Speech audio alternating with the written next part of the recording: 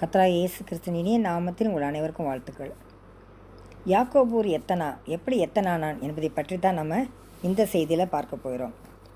யாக்கோபு முற்பிதாக்களில் மூன்றாவதாக நம்ம சொல்லுவோம் ஆபிரகாம், ஈசாக்கு, யாக்கோபு என்று. முக்கியத்துவம் வாய்ந்த தலைவர் முற்பிதா என்று நம்ம சொல்லலாம்.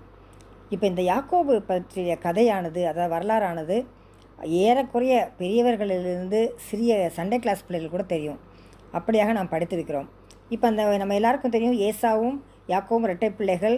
ஏசா கர்ப்பத்திலிருந்து வெளிப்படுற போது அவனுடைய குதிகாலை பிடித்து கொண்டு யாக்கோபு வெளிப்பட்டார் என்று நம்ம வேதம் நமக்கு சொல்லுகிறது. இவங்க ரெண்டு பேருடைய வாழ்க்கை வரலாறையும் பேரலராகவே நம்ம வேதம் சொல்வதை நம்ம பார்க்கலாம். அதாவது முற்பகுதியில், அவரது வாழ்க்கையின் முற்பகுதியில் அப்படி பேரலாக சொல்லிக்கொண்டு போவதை நம்ம பார்க்கலாம். அப்போ எப்படி அவன் ஏமாத்தனா நம்ம யாக்கோபு ஏசாவை தன்னுடைய சகோதரனை என்று பார்த்தால் வேதம் தெளிவாக சொல்லுகிறது. 25ஆம் அதிகாரத்தை நீங்கள் எடுத்து பார்த்தீங்கன்னா அது 28ஆம் வசனத்துலேருந்து 34ஆம் வசனம் வரைக்கும் இங்கே வாசிக்கிறப்ப ஏசா வேட்டையாடி கொண்டு வரான். ரொம்ப பசியோடு களைத்திருக்கிறான்.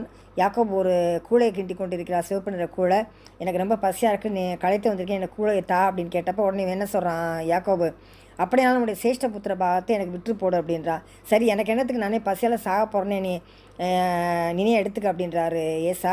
உடனே இவன் என்ன சொன்னால், நம்பாமல் யாக்கோபு ஆணையிட்டு வாங்குகிறான்.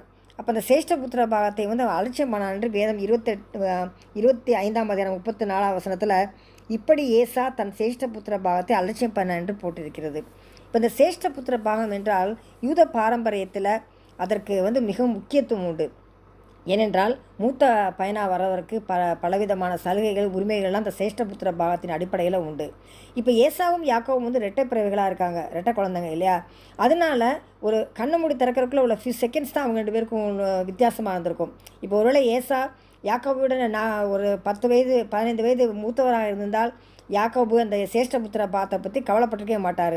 ஆனால் இரட்டை பிள்ளைகளாக இருந்தபடியால் தான் யாக்கோபு என்ன பண்ணுறாரு, அந்த சேஷ்டபுத்திர பாகத்தின் மேலே ஒரு கண்ணாக இருந்து அதை தான் என்ன பண்ணுறாரு, திருட்டுத்தனமாக தந்திரமாக அண்ணன் என்று சொல்லப்படுகிற தன் சகோதரன் ஏசாவிடம் என்ன பண்ணுறாரு, வாங்கிட்டார். ரெண்டாவது எப்படி அவர் ஏமாத்தினார் அப்படின்னா, நம்ம எல்லாத்துக்கும் தெரியும், ஈசாக்கு மரணப்படையும் தருவாயில் ஏசாவை போல இவர் ஒரு உடம்பில் மயிர்த்தோலை போர்த்தி கொண்டு அம்மாவின் சொல்படி என்ன பண்ணுறாரு, அப்பாவுக்கு அம்மா சமைச்சு கொண்டு போய் கொடுத்து ஈசாக்கிடம் அந்த அவரை ஏசாவை ஆசீர்வதிக்க வேண்டும் என்று நினைத்து வைத்திருந்த ஆசீர்வாதங்களை திருட்டுத்தனமாக வஞ்சகமாக என்ன பண்ணிட்டாரு, வாங்கி கொண்டு வந்து விட்டான்னு பார்க்குறோம். ஏசாவுக்கு இது தெரிஞ்சவன் அவன் என்ன பண்ணுறாரு, அவர் அழுகிறாரு ஏசா.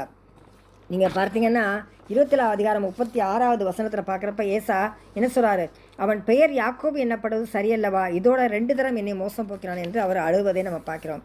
அப்போ அவன் பெயர் யாக்கோபு என்று சொல்கிறது சரிதான் அப்படின்னு அவர் என்றார் என்றால் அந்த பெயரில் என்ன இருக்குது என்று நம்ம பார்க்கணும் கட்டாயமாக.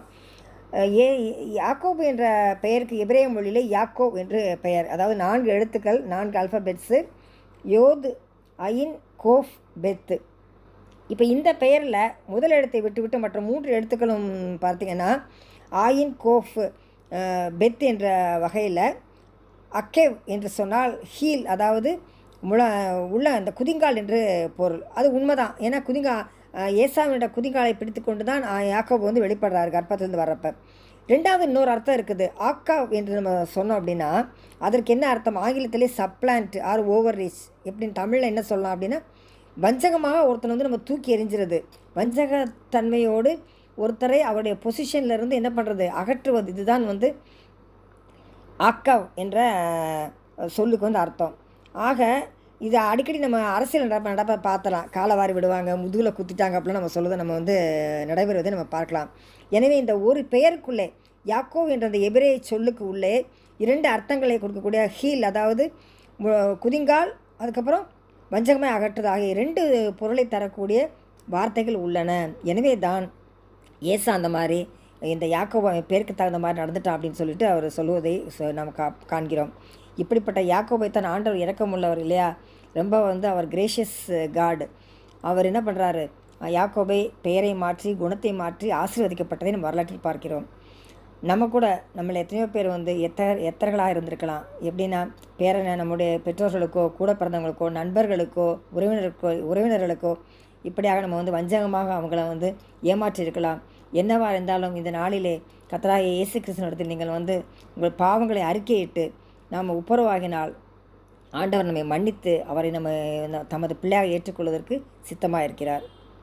மீண்டும் உங்களை சந்திக்கும் வரை கர்த்தர் தாமே நம்மை பாதுகாத்து வழிநடத்துவாராக. ஆமேன்.